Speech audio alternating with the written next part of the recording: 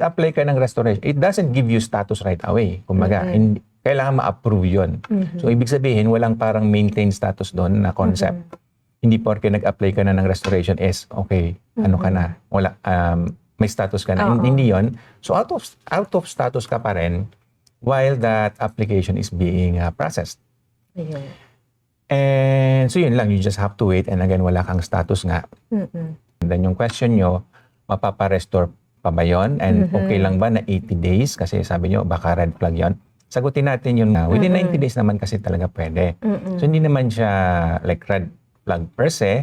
Pero pag nagpapa-restore kasi tayo, laging discretionary yan sa officer. Ano? Hindi porke na-meet nyo within 90 days is ma-approve na kayo even if na-meet nyo lahat ng requirements. Kasi yung nature ng application natin, discretionary lagi sa officer. Yun lang po.